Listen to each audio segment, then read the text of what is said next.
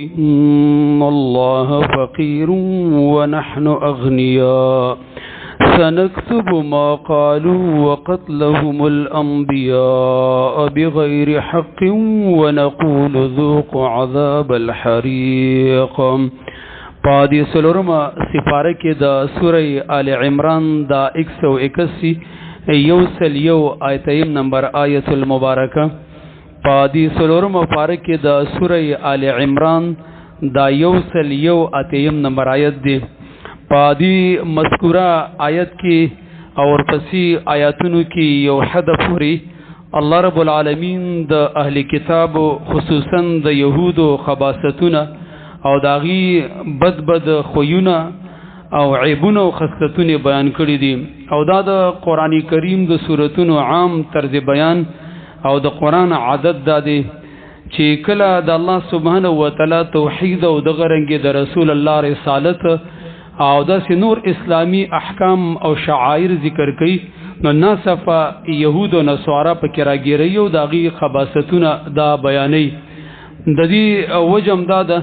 چی اللہ سبحانه و تعالی زمونږ دا زینسازی کوي چې دا توحید او رسالت او قرآن او دغه رنګي چې کوم څومره اسلامی او دینی احکام او شعائر دي په دې خبرو کې دا ظالمان یهود تاسو ته الجن پیدا کول غواړي او دا تاسو مخ ته خند او رکاوټ هغه واقع کول غواړي. یهود چې دینو دا یو لوی امت ته در د قیامت پورې وي او دا سخت مفسدان او شرین دي په مخ د ځمکه باندې د ټولو نه غلیظترین انسانان اغدادي والعیاذ بالله. الله سبحانه و تعالی د دې صورت په ابتدا کې د دوی خبرې ذکر کړې وي او دلته بیا ذکر کوي د دې لپاره چې د صورت ابتدا او انتها د یو شانتی شي. دارنګ وړاندې آیت کې الله سبحانه و تعالی وعید او دارنګ دمکی ورکړي چې تاسو دا کم بخل کوئ نو د دې سزا به تاسو ته سبب قیامت کې ملاويږي.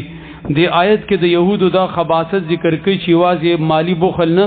بلکې د الله سبحانه و تعالی ګستاهی او داغه بیادبیم کړی دا. اهل علم ویلي دي چې کله په مدینه کې یو صحیح اسلامی او دغه رنګي شرعي معاشره جوړه شول خیسته اسلامی نظام د هر قسمه ګندګونه یو پاکه جنت نظیر معاشره چاغین سود کم نه ختم شو سودم پکینو زنام پکینو قتل و قتال غارتګری او دغه رنګي جهالت او ظلم ارسنه ختم شو یو خپل صفا معاشره جوړه شوله. نو دی يهودو ظالمانو بدا معاشره اورانول غوښتل او منافقانو بم ټیم په ټیم باندې د دې مسلمانانو خپي والی او دا معاشره به خرابول او ګندکول غوښتل. الله سبحانه و تعالی دلته دا زینسازی کوي چې د خپل دشمنان و پیژنې دی په تاسو باندې د خپل اسلامی نظام فرضو نشي دی تاسو نظام او دا معاشره خرابول غواړي. نو دغه وجه د چې دی با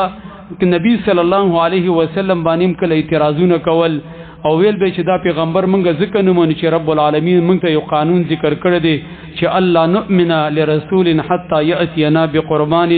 مونږ با په یو رسول باندې ایمان تراغي پوری نه راوړو تر سو پوری چې مونږ ته هغه د سي قرباني پیش نه کی چې د اسمان نه ور را شو دی او سيزي. نو دا قانون د دوی د پیغمبرانو په باره کې د محمد رسول الله صلی الله علیه وسلم د منلو او پاغه باندې د ایمان راوړلو په باره کې نو کله به د الله ګستاهی او بيدبی کوله چې ید الله مغلوله الله لاس بن کړي شوی دی الله په مونږ باندې بخل کوي الله رب العالمین نعوذ بالله په مونږ باندې کنجوسی کوي اوسه پوری په مونږ باندې خرچي کولې مونږ له به مالونه د دنیا فراخی را کوله چې پیغمبر راغله دینو بس مونږ باندې اوس بخل شروع کړي دا قسمه خبرې به کوله. نظرنګ د دوی یو غلطه وینا یا ګستاهانه او بیادبی خبره دام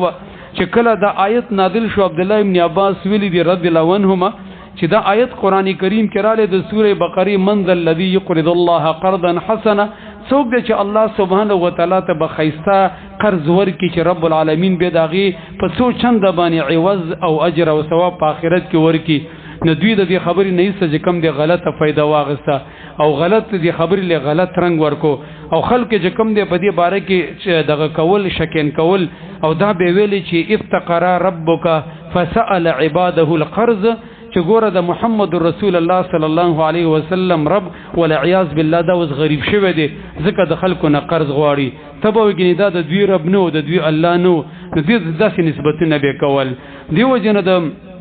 اسلام کې د یو حکم پسې ګستاهی او بېادبي دا عظیم جرم دی او دا باندې کې چې لکه دا پلانې حدیث ولې چې کم دی دا زمونږ نه دی او دا ستاسو دی نه په اسلام کې دا خبرې شه رب هم زمونږ او ستاسو په شریکه د ټولو رب دی محمد رسول الله صلی الله علیه وسلم زمونږ او ستاسو د ټول امت پیغمبر دی دا دین دا امامان چې دی ائمه دې کوم دا ټول زمونږ او ستاسو امامان دي که امام ابو حنیفه رحم الله دی او که امام شافعی دی او که امام مالک دی او که امام احمد بن حنبل دی رحمهم الله دا ټول زمونږ مشران دي څومره اسناد چې دي دا څومره مشران دې کې بدانه وی چې لکه دا سو دا زما د خود يهودو طریقه ده چې په دین کې د څه تفریقي جوړول دین چې کم دی د مذهب او د مکتب او د مدرسې او د علاقې په بنیاد تقسیمول او یو چې کم دی ځان لپاره کې سره غسل د غستاسو دا زمونږ ده دا بني دی يهودو به د خبرې کولې چې د محمد رسول الله صلی الله علیه وسلم رب والعیاذ بالله غریب شوی دی نه الله یو ظالمانو دا خو یوازې تاسو دا غوی رب نه مساسم رب ما ولې تاسو دا ګستاهی او بېادبي کوي د دې آیاتونو د شان نزول په باره کې مفسرین ویلي دی یو ځل دخل ابو بکر الصدیق بیت المدرس فوجد من يهود اناسا كثيرا ابو بکر صدیق رحمه یو ځل د يهودو مدرسې ته ورلې چې داغي کومه د تعلیم مرکز ځکه دا شریکه مدینه و د مسلمانانو يهود شریکه وسیدل د یو بل اجرو ته بم ورتل د یو بل هغه لغت علاقو ته بم ورتل د يهودو د یو مدرسو داغي یو مدرسه و نو بکر صدیق رحمه ورلې نو قد اجتمعوا على رجل منهم يقال له فنحاس ابو بکر صدیق چوکتل نو د یو غونډه ناسته او د تعلیم او د تعلم نو پدې کې د دوی لوی عالم یو لوی مولا دغه فنحاس نمو فنحاس ابن عازوره او داغه سره بل یو عالم هم ناس یو ډیر متبحر چې داغه اشعنون دی ناغه تعلیم ورکو تورات بیانونو پدې کې ابو بکر صدیق رحمه الله ویل چې وای حکیا فنحاس اتق الله واسلم اے فنحاس د الله نه ویریګا او راځه اسلام راوړه فوالله انك لتعلم ان محمدا رسول الله قسم په الله چې تا ته خفد ده یقیني ته پته ده چې دا محمد علیه الصلاۃ والسلام د الله رسول دی یقیني پیغمبر دی وقد جاءکم بالحق من عنده تاسو ته بالکل حق او سچ خبر راوړي دي تجدونه مکتوبا عندكم في التوراة والانجيل تاسو د سینه د کې نه پیږي په دې تورات او انجیل کې تدا محمد رسول الله خو دل دی د سیدل کې چې بوټي لګیدلې تاسو خپې جنې نو راشه په امن وصدق ایمان راوړه او د تصدیق وکا او د غرنګ او اقرض الله قرضا حسنا مالداري مال ولګوا يدخلك الجنه الله به جنت ته داخل کی ويضاعف لك الثواب الله سبحانه وتعالى دچن ثواب درکې نو دې ظالم ویلي چې خو سم ته دا خبرې کې نو دا نعوذ بالله الله سره چې کم دی غریب شوی دی چې زمونږ نه قرض غواړي دا خو ول ته الله ته بد نسبت کې ته ګوره ابو بکر صدیق نه هوته خبره کوله نو ول منګه د سید الله ته نعوذ بالله ضرورت نشته دی او د کوپر خبرې وکړلې نو فغضب ابو بکر نه ابو بکر هو غوسه شو حدیث کې راغلی سیرت کې چې فضرب وجهه په خپل ځای کې ول د مخ وخو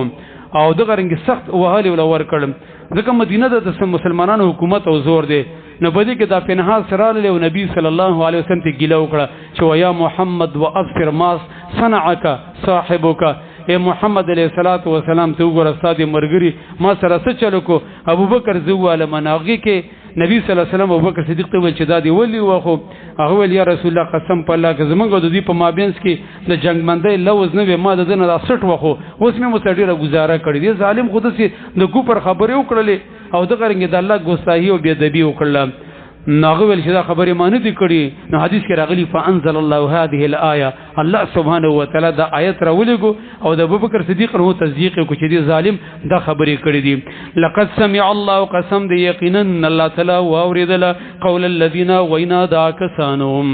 دا سمع چې دي نو دته د تهدید او دمکې د فار دی لکه سړی چاته وي ګوتو خو دي چې لکه تا خدا خبرو کړل خو زګره ما واوریدل ما نوٹ کړل دا خبره پر ریکارډ باندې را لزګورو به ته به د دې انجام ته مخامخ شي تاسو خدا خبرې کوي تاسو څه خیال لګینی چې بس دنیا دا هو یو بچ څه دی ویل په خله باندې نه تاسو سره تیار سوکیدار لیکون کې ملائکه دي اره خبره دی ریکارډ کیږي ناشنا خبره ده د انسان چې کوم خبره کوي دا د جدید ریسرچ نه ثابت ده لاول د سکین او د پوسټ کې جذب کوي ته ورته چې چاته غوسه شي او د غرنګ هغه ته کنځل کې بد رضوی والله لاول بس د مړی درګونه پړسیږي لاول بلډ پريشر چې کم دي ساقي جروسه په پاغه اثر کوي نو ګور د انسان خبره چې کم دي لاول د په دې سرمنه کې ورنه نوځي د قوجر چې انسان په کنځل غوسه کیږي چاته کنځل کې دی لګي او غوسه دل ورځي او چتیږي او د قوجر چې قرآن ویلي د دوی سرمنه به سبب دی باندې گواہی وکي الله دا خبره مکړي خو ملائکه چې کم دي ولي کړي ما مولي کړي ما ځان سره نوٹ کړي لقد سمع الله قسم دی یقینا الله تعالی اوریدل دم قول الذين وینا دا کسانو قالوا شغي ویلو ان الله فقير یقینا الله تعالی فقیر او محتاج دی ونحن اغنیاء او یقینا موږ مالدار یو تاسو دې خبر ته ګوره دا ډیره د سرکشي او ډیره د پریوتی خبره یو ډیره باغیانه خبره ده یو سره دی الله نه مني اسلام نه مني زه په دې سکار نشته دی نو کاغه اڅ ویل داغه نه بعیدن ده خو چې یو سره مسلمانی د اسلام داوا کوي الله مني د الله د منلو داویدار وي سره د اسلام نه به د کفر خبرې کوي یو آیت د قران راشي یا د اسلام یو خبره یو حدیث او داغه نه است چې کم دی اسیو مزاحکه جوړه کی هغه په ټوکی کوي ول عیاذ بالله دا خبره به منافقانو کول روسه سوره توبه کې براشي دوی به خبره کول غزوه تبوک په موقع باندې دوی راوختل چې دا خبره مولې کولې الله او د الله د رسول په ټوکی دوی ول دا خو مونږه سي غف شپ لګول لار وګدا و ټیم پاسیم کو ټیم هم نه تیر دولارم لنډوله نو څوک چې د الله او د الله د رسول په خبرو کې ګستاخی وکي د اسلام په یو د دین په یو خبره پسې د غرنګي د اسلام په یو حکم پسې دا غینه ټوکی جوړي کې هغه څه استهزاء او خندا وکي د خلکو د خنداولو لپاره ادسي وکي نو دا سړی یقیني په دې باندې مرتد شوی ولا عیاذ بالله د اسلام نه خارج دی او دا سړی یقیني کافر دی دیو جنا مسلمان چې کوم د دې خبره باندې سخت دردمن کیږي چې زه کافر خو کافر دی خو یو کلمه گو مسلمان چې اسلام پسې د ټوکی کوي او قران آیاتونو پسې د پیغمبر په احادیث او سنت او د دین په شعائر پسې سنكتب ما قالوا زر دې چې خامخا موږ به ولیکو هغه څه چې دا کم دی وایم مانه د ملائکه په ذریعہ باندې لیکو او دته مقصد دام دی چې الله وې دا به په خپل ولیکم قیامت ته چې را مخامخ کما نو دې ته به دې سزا ته به مخامخ شي زبم چې دومره سزا ولا ورکي د دې سزا یو حد و اندازه بوله ولیکو او ملائکه بوله به سزا ورکي وقتلهم الانبیاء او د غرنګ د دی وجل پیغمبرانو لره بغیر حق بغیر د جرم شرعي نه د دې ظالمانو چې خپل خیرخواهان به وجل سیرت کې راغلي پسار کې 313 پیغمبران شهیدان کړ مازیګر کې قلاري بازار کولو کړو دکانونه چې کم دی شزونه خرڅول تابل غنیت سیم نه دی کړی د دې غړ ظالمانو پیغمبران یو وجل خیرخواه وجل او به په پروام نه کوله نو د دې ظالمان دي چې د انبیاء او وجون کې دي ته دې آیت تاسو وګوره د پیغمبران خود دوی مشران وجلي دا قران چې کله نازلېدو نو دغه ټیم کې چې په مدینه کې کم يهود او خو پیغمبران نو وجلي دا ډیر زوړ تاریخ دی قران په ډیر زوړ تاریخ راسپړلې دی دا ولې دوی ته دا نسبت کړي د دینه دا معلومیږي چې دې پیغمبران چې د دوی مشران وجلو دې کشرانو په غیبه نه سرد ونه کو په خپنو و سرازیو د دینه دا معلومیږي کچا یو ګناه کول او بل په رازیو نو دا سره پاغي کې شریک دي حدیث کې راغلی چې په مشرق کې ګناه کېدل او مغرب والا ته څه نه ویلې نو دا په ګناګار دي مانه یو سره قاله ګناه کیږي او یو مره سره خپل ګار کوي الکه دین دې دعوت او تبلیغ وکا مطلب دغه وکا چې کم دې مجاهده وکا څنګه بیغه مناسه چې د دنیا نقصان دي کیږي ولا زوی دي کوي تنې پرې دی اړه دي چوي که خزه دي کوي او دین د شي خرابيږي او کې دي پروام نه مړه سره خپل کار کوي نه نه د دې هغه ته وګوره دي نسته وګوره امام شافعي د سیناسي او مرګري په کې ناسي نو په دې کې یو سړي خبره وکړه ول عثمان رضی الله چې شهید شوی دی ولا عیاذ بالله ول خدای چې دای مړ کړی دی یو سړي په کې د عثمان هو په مرګ باندې تفسیر وکړه او د سی ویل چې بس دا خشوي چې وجلې شوی دی نو امام شافعي ته ویل چې شریک تفی دمه تم دغه قاتل سره په دی وجنه کې شریک شوللې منګه چې کله یو خبره وور چې وځي کې مړ وي خلک په تفسیری کوي ولا د بس کړیو کنه خاص چانه دی وجلې هغه دا خبري ولې کې په ګومان باندې خدای چې مړ شو خدای چې ځاځل شو قسم بلدي کې ست شریکيږي یې نصوص ته وګ دا ډیره خبره ده خو موږ د دې نه خبر د خلی واکم نشته بس چې سم خلی تر لغوایو د سم کوا ونقول د غرنګ موږ به وې دي تذوق عذاب الحريق وسکه تاسو عذاب د ورته زون کیم دلته معنا ذوق دي ته ویل کېږي سکنه ته د عذاب وي لکه گویا کې دی په سترګو باندې امام زجاج ویل دي چې ذوق په غزي کې استعماليږي چې وسړی بالکل هر قسمه خیر او د ماپین نه امید شي د عذاب وي چې دی باندې با د ماپې ټول چانسونه بند شي ولا عیاذ بالله لاري به پټولې بند شي ناشنا خبره ده یو ورځ نه دوه نه زر کال نه هم د سی بروانه دا ډېر خطرې خبره ده نو څه به کې سړی په دې ژوندۍ باندې شپته او کله ولا عیاذ بالله کفر او قوم مزي او غفلت او بیا ټول عمر د پاره ور دی نو دی وجنه دلته مقصد دا دی چې د يهودو د پاره عذاب چې دی نو دا همیشه د پاره دی د دې سبب انتها نشته دی د آخرت ابتدا شته دی چې کله مړ کې دی بس ابتدای شروع شول بیا خو انتها نشته دی لفظي معنی ته به ګوره لقد سمع الله قسم دی یقینا الله تعالی واوریدل قول الذين وینا دا کسانو قالوا چاغي ویل دي ان الله فقير یقینا الله تعالی فقیر او مسکین دی ونحن اغنياء ومنګه مالدار یو سنكتب ما قالوا زر چې خامخا او بلیکم منګه خبرې چې دی وای وقت لهم الانبیاء او د غرنګ د دوی وجل پیغمبران لره بغیر حق بغیر د جرم شرعینا ونقول او به منګه دي تذوق عذاب الحريق وسکیتا سو عذاب د اور سزون کې الله سبحانه و تعالی